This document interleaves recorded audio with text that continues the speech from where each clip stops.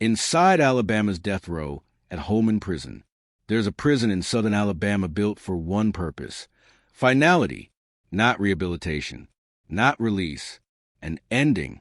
Holman Prison was designed to hold men the state has decided will never return to society.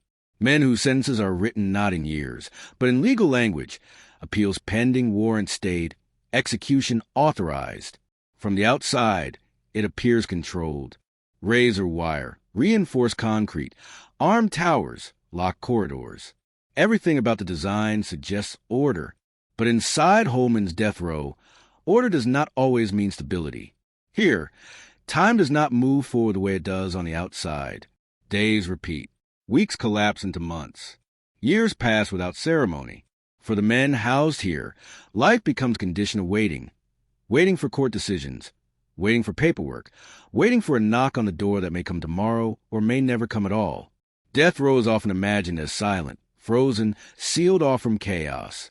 A place where danger has been contained. But Holman challenges that assumption. Court records, federal investigations, and decades of reporting reveal a different reality. One where control exists on paper, while strain builds quietly underneath. This is a facility operating under constant pressure. Chronic staffing shortages, aging infrastructure, units monitored by too few officers responsible for too many lives. Systems meant to separate, isolate, and supervise instead stretched thin by time, budget, and neglect. And when pressure has no release, it does not disappear. It concentrates. At Holman, men sentenced to die live only steps away from the execution chamber itself. They hear the routines. They feel the tension. They know the machinery of the state is nearby, even when it is not moving. That proximity changes everything. It reshapes fear.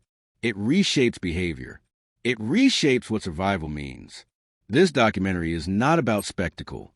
It is not about glorifying violence or reducing lives to headlines. It is about examining how one of America's most extreme punishments functions in reality, and what happens when a system built for absolute control struggles to maintain it. Because if the state claims the authority to take a life, it also assumes responsibility for everything that happens before that moment arrives. And at Holman Prison, that responsibility has been tested again and again. Before we dive in, hit like, drop a comment, and subscribe to HFD Achieve Crimes. Every bit of support helps us reveal the hidden truths behind the world's prisons and crime documentaries. Now, let's go inside. Holman Prison was not built to correct behavior. It was built to end a process. Within Alabama's correctional system, Holman serves a singular role. It is where the state houses men sentenced to death and where executions are carried out. Every policy, every layer of security, every restriction inside the facility flows from that purpose. This is not a place designed for change. It is a place designed for containment, legal processing, and finality. Alabama law reserved the death penalty for capital murder, crimes defined by specific aggravating circumstances. Once a sentence of death is imposed and upheld through initial appeals, the inmate is transferred into state custody and eventually moved to Holman. From that moment forward, life is governed almost entirely by legal status. Housing, movement, privileges, and human contact are no longer determined by behavior alone, but by the fact that the state has already decided the outcome. Isolation is central to this design. Death row inmates are separated from the general prison population, not only for security, but to enforce a controlled environment where movement is predictable and exposure is limited. Cells are small. Schedules are rigid. Contact with other inmates is restricted. The logic is straightforward.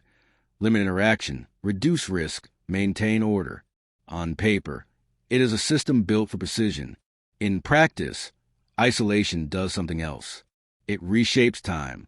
Men on death row are not serving sentences measured in months or years. They are serving indefinite waits defined by legal language. Appeals pending, motions filed, hearings delayed, decisions postponed. Unlike inmates with release dates, death row prisoners exist in a suspended state. They are alive but officially condemned. Their future is neither fixed nor free. The legal framework surrounding capital punishment reinforces this suspension.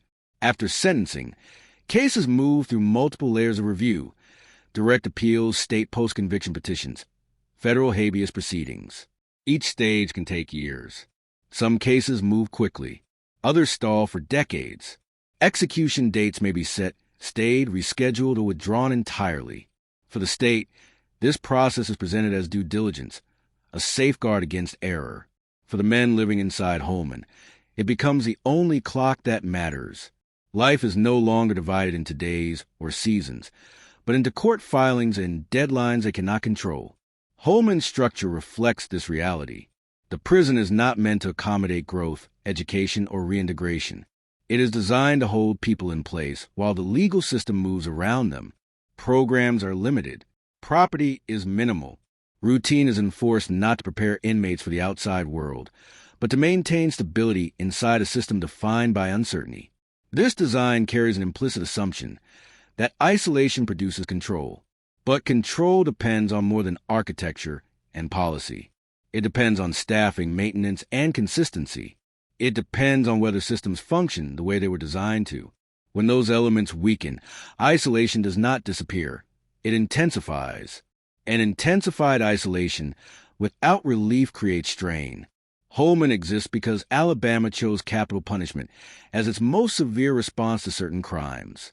The prison is the physical embodiment of that choice. It is where law, punishment, and human life intersect under the strictest conditions the state can impose. Understanding Holman begins here, not with headlines or incidents, but with intent. A facility built to hold the condemned. A system structured around waiting. And a form of punishment that does not end with sentencing, but stretches forward day after day until the state decides it is time. A death sentence is often spoken as if it is immediate. A verdict is read. A sentence is imposed. The punishment sounds final. But inside Holman, death does not arrive quickly. It waits. For most men on Alabama's death row, the sentence is not execution. It is waiting. Once the court imposes a death sentence, the legal process does not end. It expands. Appeals begin automatically. Trial records are reviewed line by line. Attorneys search for constitutional errors, improper jury instructions, withheld evidence, ineffective counsel. Each filing opens another door, and behind each door is more time. Months turn into years. Years stretch into decades. From the outside, this long process is often described as a safeguard. The system emphasizes caution, insisting that every possible error must be examined before the state carries out an irreversible punishment. In theory, this protects both justice and legitimacy. In reality, it creates a form of punishment that exists entirely in uncertainty. Inside Holman, men live without knowing when or if the waiting will end. Some inmates receive execution dates only to have them postpone days, or even hours before they are scheduled to occur. Others never receive a date at all. Court rulings arrive unexpectedly. Legal standards change. New evidence is introduced. Entire cases are reopened. The result is a life defined not by time served, but by time suspended. This uncertainty produces a unique psychological pressure. Unlike inmates serving life sentences, death row prisoners cannot adapt to permanence. Unlike inmates with release dates, they cannot prepare for freedom. Every day exists between two possibilities, survival and termination. Neither can be planned for. Mental health evaluations introduced in court proceedings have repeatedly documented the effects of prolonged death row confinement, anxiety disorders, chronic depression, hypervigilance, emotional flattening. For some, the constant anticipation of death becomes more damaging than the sentence itself. Sleep patterns break down. Concentration fades. Rage simmers beneath enforced stillness. The physical isolation of death row compounds this pressure. Cells are small. Human contact is limited. Conversations are short, controlled, and infrequent. Recreation, when allowed, is minimal. Silence becomes routine. And in silence, the mind turns inward. Men mark time through legal paperwork rather than calendars. They learn the language of motions and petitions. They wait for updates from attorneys who may be overwhelmed by dozens of cases at once. They receive notices filled with technical language that determines whether years will be added or subtracted from their lives. For families, the waiting is equally corrosive. Victims' relatives attend hearing after hearing, hoping for closure that never arrives. Families of the condemned watch loved ones age behind glass, unsure whether the next visit will be the last. The system stretches grief across generations. Decades on death row are not unusual. Some men arrive at Holman in their 20s and remain there into old age. Physical health deteriorates. Chronic illness becomes common. Mobility declines. Yet the legal status never changes. They remain condemned, regardless of how much time has passed. This prolonged waiting reshapes behavior inside the prison. Hope becomes fragile. Some inmates cling to appeals as lifelines. Others abandon them emotionally, unable to endure repeated disappointment. Some withdraw completely. Others grow volatile as pressure builds without resolution. The waiting sentence does not rehabilitate. It does not deter. It does not bring finality. It suspends human lives inside a system that moves at its own pace, disconnected from the psychological cost of delay. At Holman, death row is not defined by execution day. It is defined by everything that comes before it. The years of anticipation, the legal uncertainty, the mental strain of existing under a sentence that may be carried out tomorrow or never at all. This is a punishment most people never see. Not the needle, not the chamber, but the endless waiting that comes first. Holman Prison was designed around the idea that control could be engineered. Thick concrete walls, reinforced steel doors, surveillance systems meant to observe every corridor, strict schedules governing when doors open, when they close, and when movement is allowed. On paper, the structure suggests precision and authority, but control is not the same as stability. Stability depends on people. It depends on whether there are enough trained officers to enforce rules consistently, enough resources to maintain equipment, and enough oversight to respond before small failures become systemic ones. At Holman, those conditions have been tested for years. Public records, court filings, and federal investigations have repeatedly pointed to chronic staffing shortages within Alabama's prison system. At times, units designed to be monitored by multiple officers have been overseen by far fewer. Mandatory overtime became routine. Fatigue followed. When staff are stretched thin, supervision becomes reactive rather than preventive. This strain is especially critical on death row, where isolation is meant to reduce risk. The system assumes constant monitoring, but monitoring requires functioning cameras, secure doors, and enough officers to verify that procedures are followed. When those systems weaken, isolation does not disappear. It becomes unpredictable. Infrastructure has been another point of vulnerability. Holman is an aging facility. Mechanical systems wear down. Doors and locks require regular maintenance. Surveillance equipment becomes outdated. According to oversight reports, repairs have often lagged behind need, creating environments where staff must rely on workarounds rather than design safeguards. When infrastructure degrades, consistency breaks down. A door that should seal completely may not. A camera meant to provide visibility may not function reliably. These are not dramatic failures. They are small, technical ones. But inside a facility built on rigid control, small failures accumulate. Supervision gaps emerge not from negligence alone, but from systemic pressure. Officers responsible for multiple areas must prioritize immediate issues. Routine checks become delayed. Policies that exist on paper become difficult to enforce in real time. Over time, the difference between policy and practice grows. The result is a paradox. Holman is one of the most restrictive environments in the correctional system, yet its ability to enforce control has depended on fragile systems operating under constant strain. Isolation remains, but the stability that isolation was meant to create does not always follow. This environment affects everyone inside the prison. Officers work under stress. Knowing mistakes can have severe consequences. Inmates live under strict rules that are enforced unevenly, creating uncertainty rather than order. Trust in the system erodes on both sides. Control without stability produces tension, not because rules are absent, but because they cannot always be applied consistently. Predictability disappears. Procedures change depending on staffing levels, equipment availability, and shifting priorities.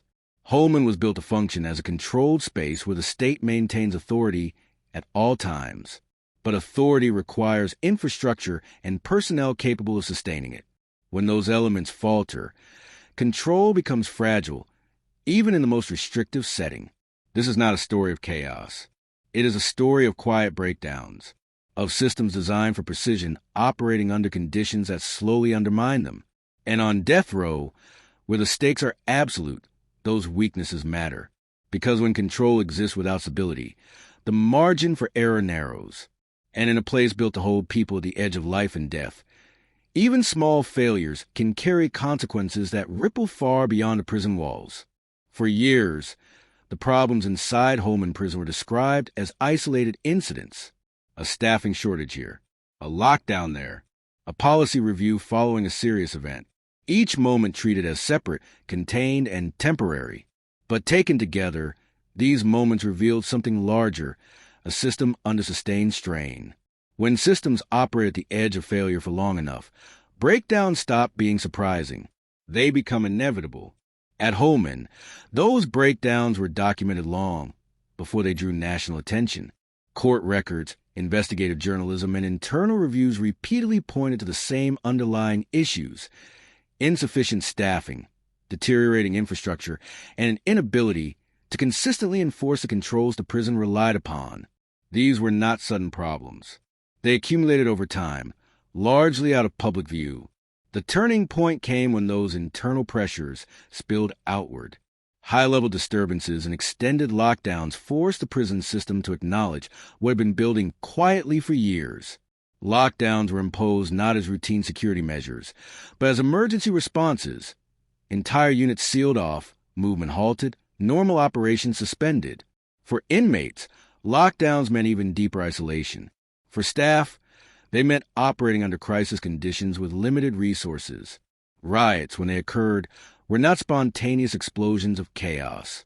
They were the result of prolonged pressure, overcrowding, delayed maintenance, exhausted personnel, men confined under extreme conditions with little sense of predictability. These events expose how thin the line of control had become. At a systemic level, these incidents drew federal attention. The United States Department of Justice launched a civil investigation into Alabama's prison system, including Holman. The findings were severe. Federal officials concluded that conditions across multiple facilities reflected patterns of excessive violence, unsafe environments, and systemic failures that placed incarcerated people at substantial risk of harm. Holman was repeatedly cited as an example of those failures. The language used in federal findings was deliberate and unambiguous. This was not framed as a series of unfortunate events. It was described as a structural problem, a system unable to meet its constitutional obligations under current conditions. Chronic understaffing, inadequate supervision, failure to intervene before predictable harm occurred. Alabama officials disputed parts of the report, pointing to plan reforms and budgetary constraints. Court proceedings followed. Oversight agreements were discussed.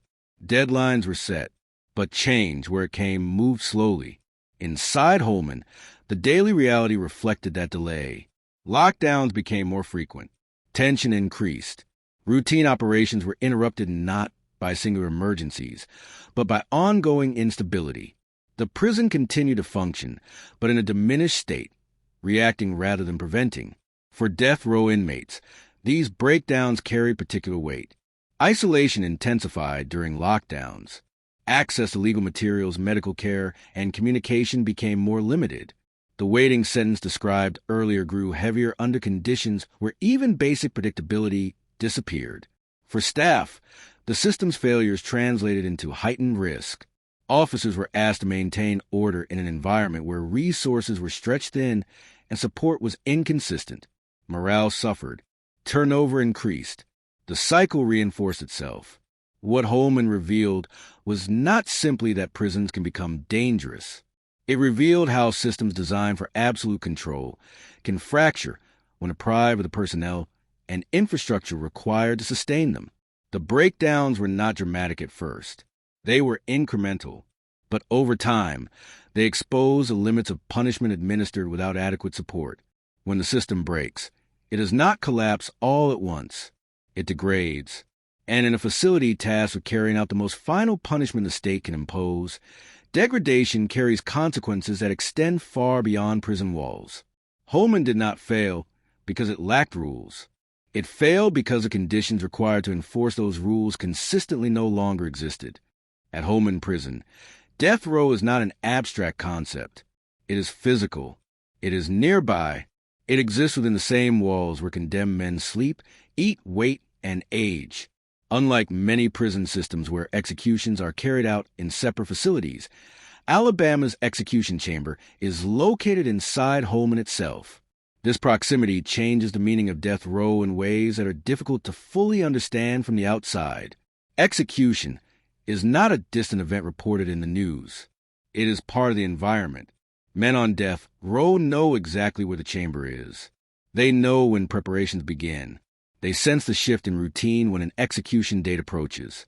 Even when no one speaks about it directly, the atmosphere changes.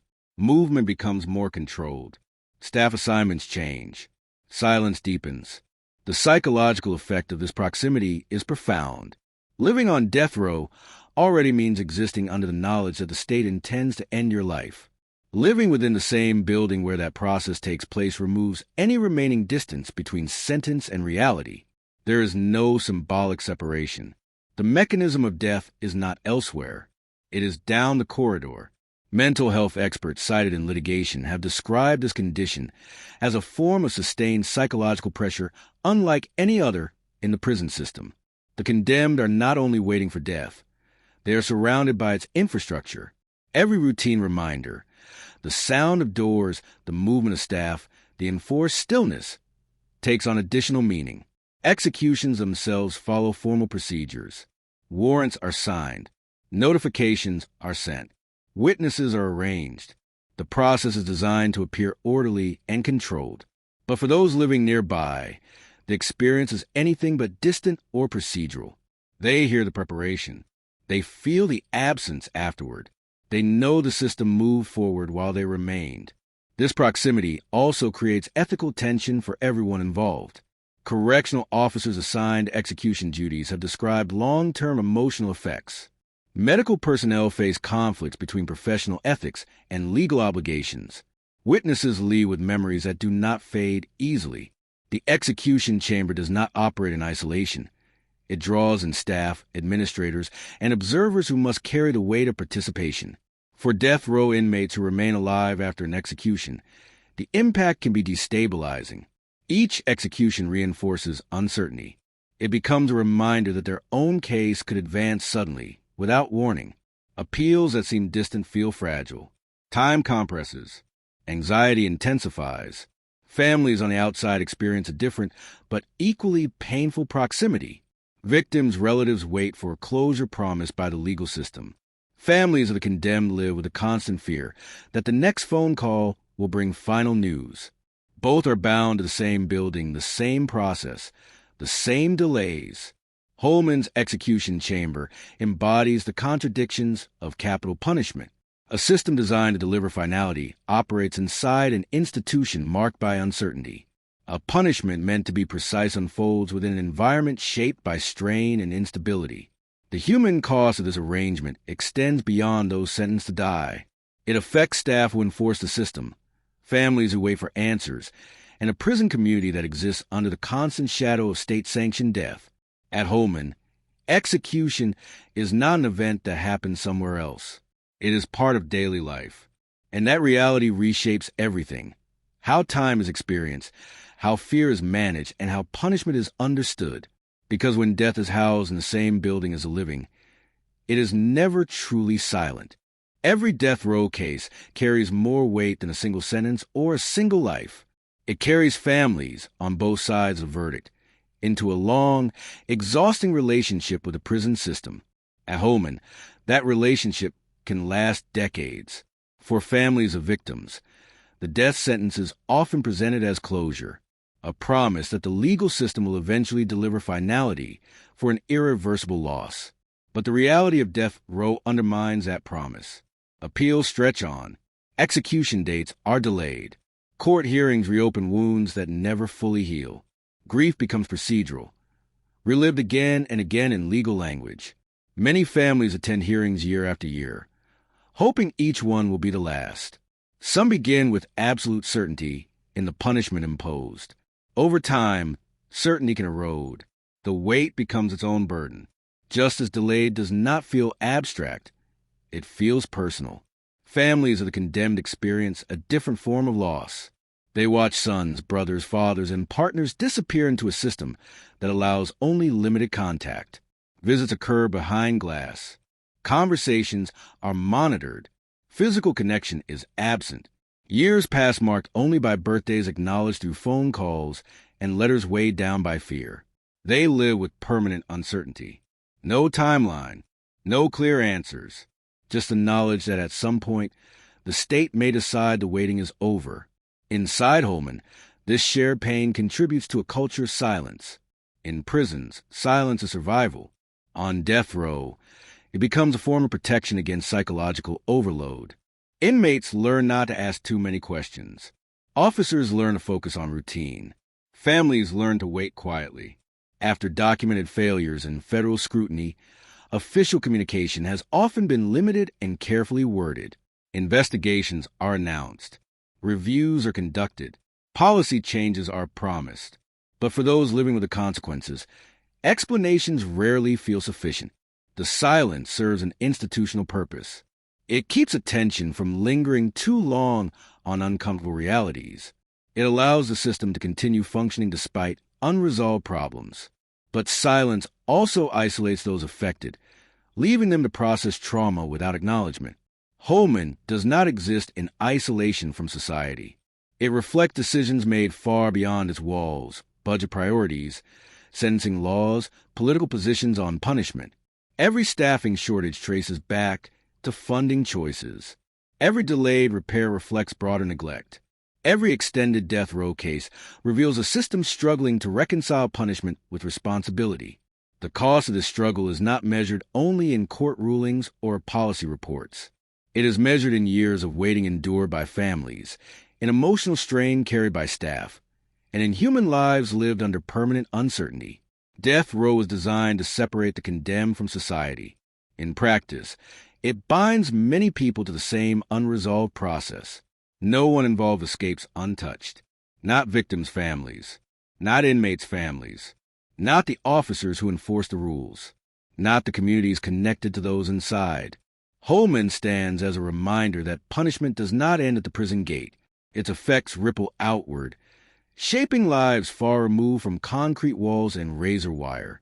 As long as the system remains defined by delay, silence, and uncertainty, those costs continue to accumulate. Quietly, persistently, and largely unseen.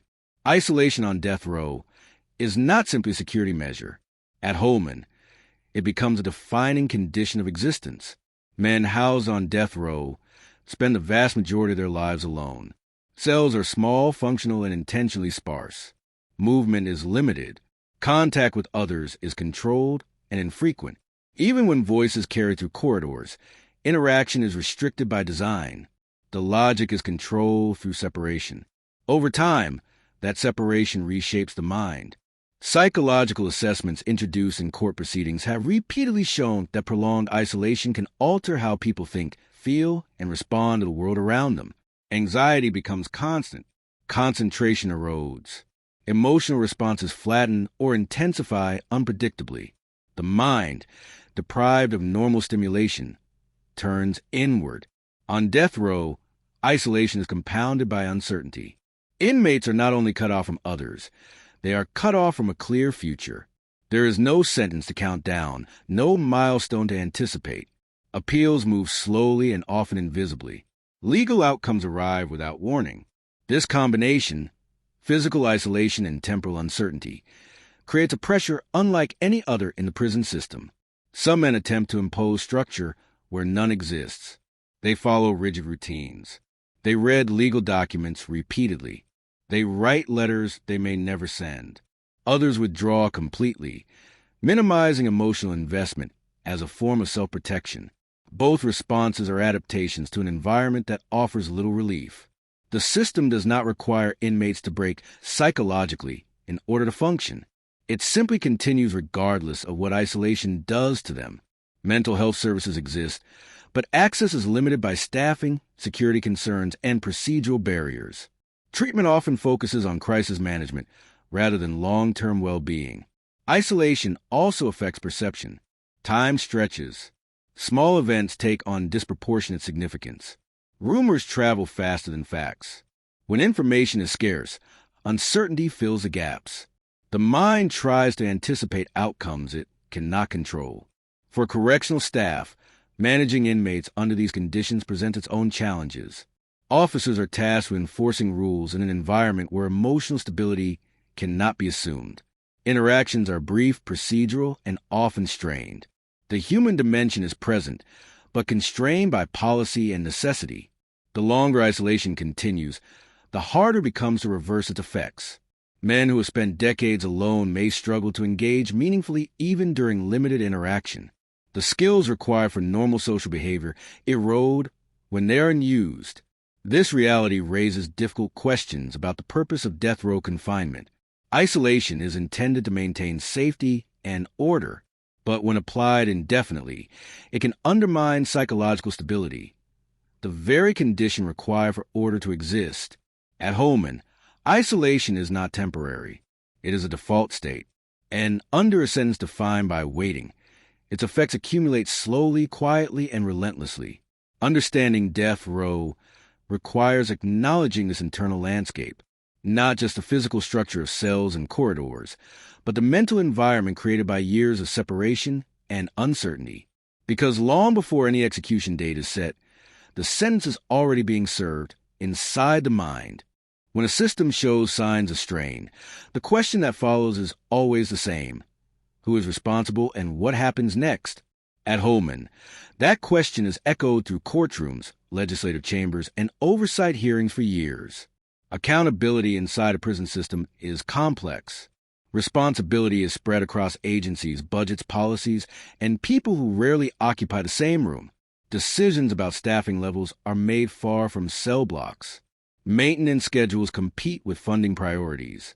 Laws that mandate punishment do not always provide the resources required to carry it out safely.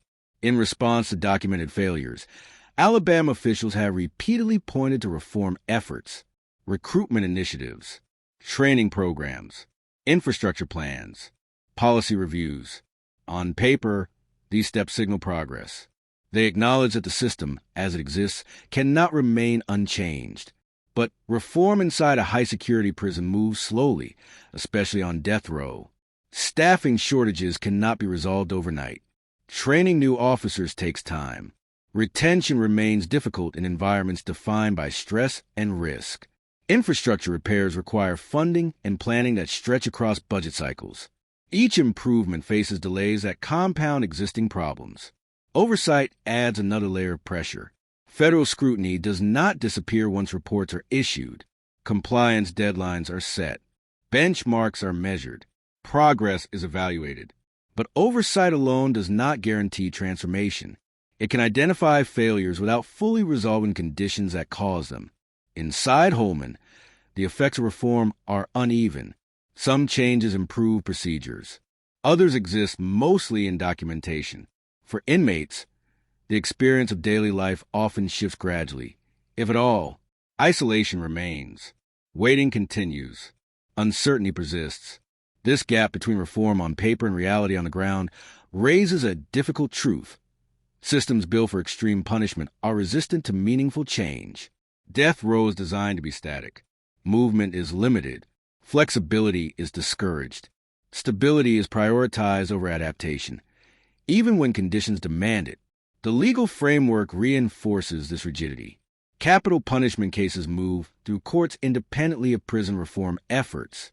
A sentence remains in place regardless of staffing levels or facility conditions. The system continues to operate even as its capacity to function safely is questioned. For staff, reform can feel distant.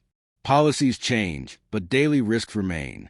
For families, promises of improvement offer little comfort against years of waiting. For inmates, reform does not alter the fundamental reality of a sentence defined by uncertainty. Holman exists at the intersection of law and administration. Courts decide who belongs there. The prison system decides how it operates.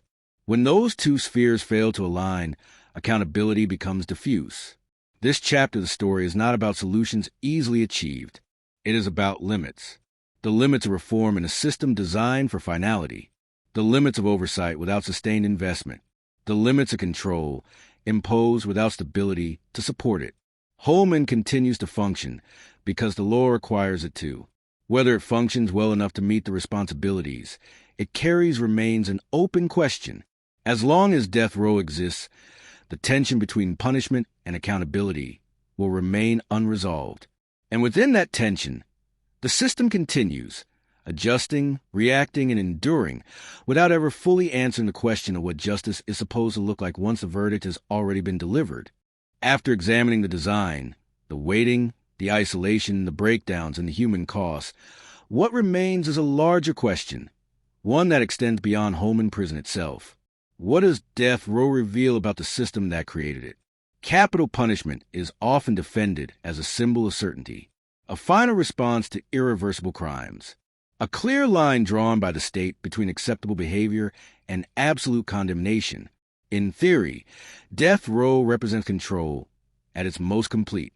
The law is spoken, the outcome is decided, but Holman exposes a different reality. Instead of certainty, death row produces prolonged ambiguity. Instead of control, it requires constant management of instability. Instead of finality, it creates years, sometimes decades, of unresolved tension. The punishment does not conclude the process. It extends it. This contradiction sits at the heart of Alabama's death row. The system demands perfection while operating under imperfect conditions. It requires absolute authority while relying on fragile infrastructure, limited staffing, and human judgment under stress. Every delay, every breakdown, every reform effort highlights that tension. Holman also reveals how punishment is experienced differently depending on where one stands. For lawmakers, death row is a statute.